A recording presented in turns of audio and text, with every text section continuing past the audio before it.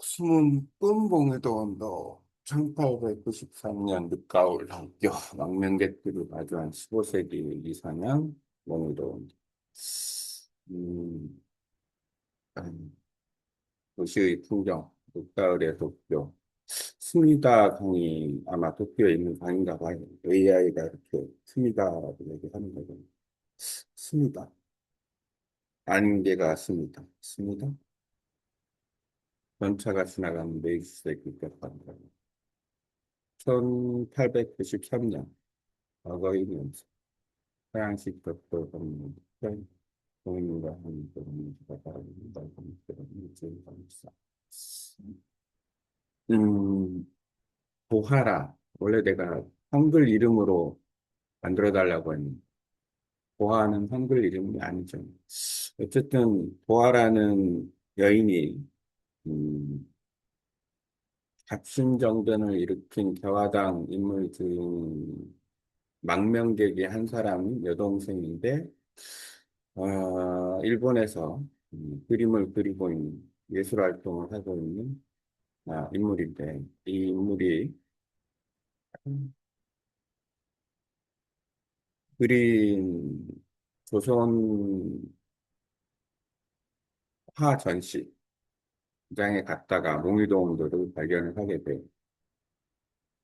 그 몽유도원도를 발견하고, 음, 저화당 숨어서 이제 활동하는 저하당 인물들에게 이제 이 이야기를 해서 그 저하당 인물들이 이제 몽유도 원도를 전시된 곳을 찾아간다. 뭐 이런 얘기인데 그러면은 뭐 몽유도 원도를 띄워놓고 이 몽유도 원도의 그 개연성에 대해서 한번 얘기를 해보려고 합니다.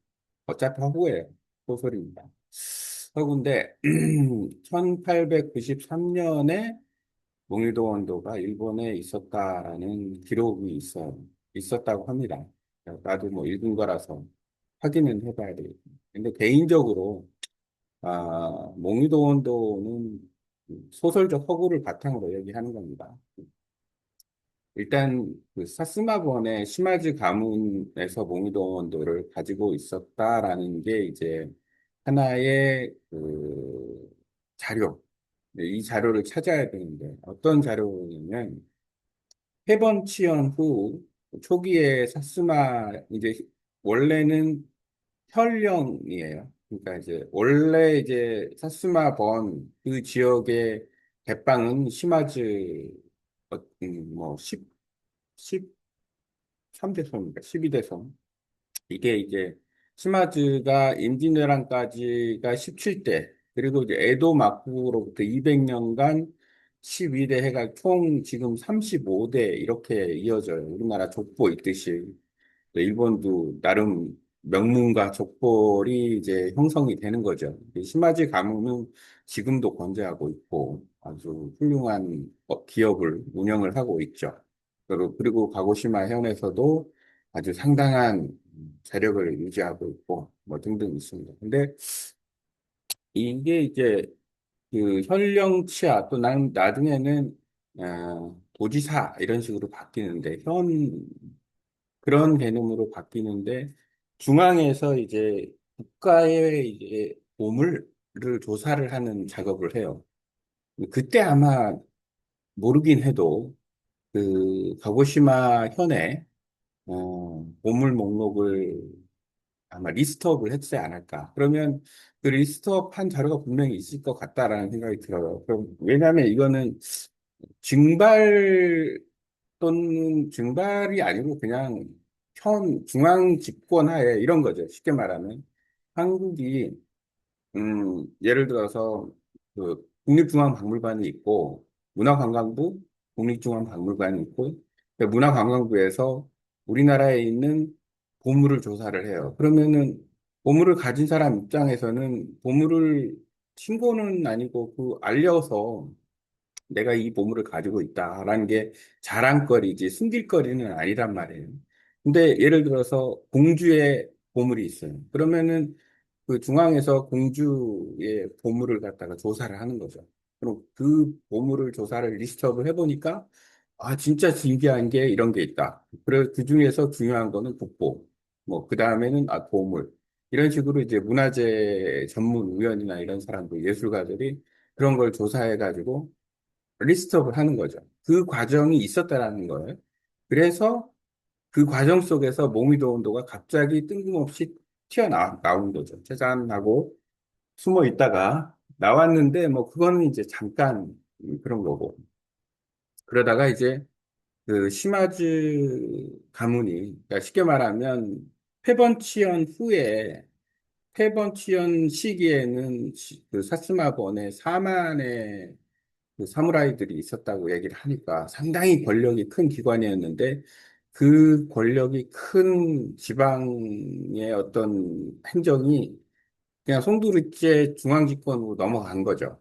그러니까 시마즈 가문은 음, 상당한 권리를 잃어버렸다라고 볼 수가 있어요. 그 과정에서 이제 교토에서 그리고 또 시마즈 가문은 정치적으로는 상당히 중립을 지켜가는 과정에서 교토에서 사업을 해요. 1875년인가. 뭐 유튜브에도 그 시마즈 공작소라는 영상이 있으니까 참고해 볼 만한데 그 과정 속에서 몽이도 온도가 어, 자금 확보를 위해서 흘려나간 게 아닌가라고 예측을 해볼 만하다라는 정도? 그렇습니다. 그런 정도로. 근데 개인적으로 몽이도 온도에 대해서 내가 중요하게 생각하는 거는 그림은 누구나 아는 거죠. 그냥 일반적으로 우리가 교과서에서도 배우는 내용이니까. 근데 찬시 찬문에 대해서는 그렇게까지 깊이 있게 알지는 못해요. 21명의 찬시 찬문을 쓴 사람이 누구냐? 이렇게 얘기하면 그 21명에 대해서 깊이 있게 얘기할 수 있는 사람이나 그 내용에 대해서 얘기하는 사람이 드문데, 요 소설 속에서 장도영이라는 교수가 이 찬시찬문과 몽이도원도를 가지고 조선 전기 문화사를 연구하는 그런 이제 스토리로 좀 만들어서 한번 알아보자 정도의 소설적 이야기를 좀 가지고 나가려고 한다 정도죠. 1893년에 그 이 소설적 배경에서 도화라는 화가가, 조선의 화가가, 음, 그, 개화당의 일원의 여동생인데, 그 개화당 중에, 개화당을 이끌었던 인물 중에 한 명이 김옥균이고, 근데 이제 이 김옥균이 뭐 소설 속에는 잠깐 등장을 하지만 1894년 상해로 갔다가 홍종우한테 암살을 당하고 그 이후에 조선에 끌려와서 죽은 상태에서 능지처참을 당하는 사건이 어요 이게 이제 뭐 상당히 이슈화 됐던 사건이고 근데 중요한 거는 1894년을 기점으로 봤을 때에 조선에는 상당한 큰 일들이 많았죠. 예를 들어서 동학혁명, 동학농민운동의 정점을 잡혔고, 그로 인해서 청나라와 일본 군대가 들어왔고, 그 청나라 일본 군대가 들어온 과정에서, 또 동학 그 혁명군이, 동학농민운동이 무력화됐고, 그리고 나서 청일전쟁이 일어났고, 또 일본이 득세를 해서 다보개혁이 이게 같이 맞물리는 건지 확인해 봐야겠죠. 다보개혁이 되면서 당시에 개화당 소속이었던 사람들이 뜬금없이 이제 정계로 진출을 해요. 그게 정계를 진출하는 과정이 어쨌든 일본이 패권을 잡았으니까 청나라가 패권을 잡았다 그러면 그런 그 대화당에 있었던 사람들이 올라올 일이 없겠죠. 그래서 원래 기득권 세력이 계속해서 유지를 했겠죠. 궁극적으로는, 상당한 변혁이 일어났다. 근데 중요한 건 또 95년에 이제, 아, 을미 그 명성황후 시해 사건 나고 뭐, 그 다음에 아관 파천 일어나고 아주 경란기를 거치죠. 그리고 나서 대한제국이 만들어지고 그 과정 속에서의 어떤 일들이 많은 거기 때문에 사실상 그 김옥빈이라는 인물이 그냥 갑신정변만 일으키고 땡 이게 아니고 94년에 암살을 당하면서 이렇게 그 변혁기에 있었던 부분은 상당히 좀 들여다볼 필요가 있다. 왜냐하면 그 이후부터 조선은 친일, 그러니까 주력은 일본이 그 장악을 하면서 친일 노선을 계속 가는 거니까. 그러다가 을사늑약, 그 다음에 한일 합방까지 이어지고 35년이라는 긴 시간 동안 아, 일본 식민지가 되고 그리고 꾸준히 또 독립운동을 해서 또 방북을 하고 지금까지 이르는 과정에 있었다라고 보면 작은 일은 아니다. 대화당이라는 것은 사실상 역사적으로는 있었던 당이에요. 갑신전변 때그 북촌에 대화 사상이 있었던 급진개화파 인물이 그 박규수라는 어, 박제가의 손자, 아, 박필수라는 인물의 어떤 영향에 의해서 아, 대화 세력을 만들고 정치적인 활동까지 했다라는 거죠.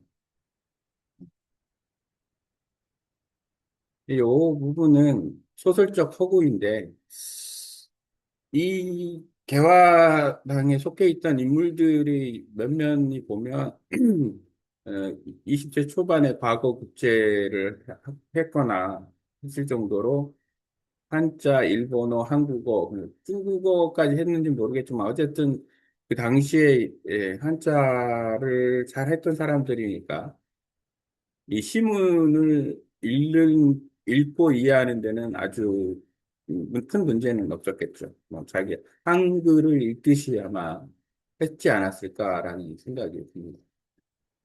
어쨌든 이목빈이라는 인물은 어, 그러니까 이런 그 몽유동 원도를 통해서 하나의 흐름을 이렇게 보다 보니 아, 조선 전기는 뭐 아니고 조선 전기는 조선 전기 문화사고 이제 사라진 꿈에서는 임진왜란 때의 조선과 일본 또 명나라 이렇게 세고 그 다음에 숨은 꿈에서는 어쨌든 그 심화지 가문에서 소설적 허구를 하더라고요. 심화지 가문에서 그림이 나와서 그림이 아, 켈리 대학교까지 가는 과정 꽤 긴 과정이죠. 아, 대략 거의 70년, 80년 그런 과정. 그리고 현재 지금의 문의도 운동에 대한 이야기를 그리고 미래에 대한 얘기도 좀 할 수 있는 거죠. 그 그림을 가지고 어쨌든 감상평인 거죠. 어찌 보면 사실 그 몽유도 원도를 보고 감상을 한다라는 것 자체가 뭐 예를 들어서 미술평론가는 글을 쓸 수 있고 평론을 할 수가 있고 뭐 그냥 개인적인 사람들은 그 감상을 할 수가 있는 거죠. 음, 음, 의미를 굳이 크게 둘 필요는 없지만 나름의 의미가 있는 글입니다. 이 정도.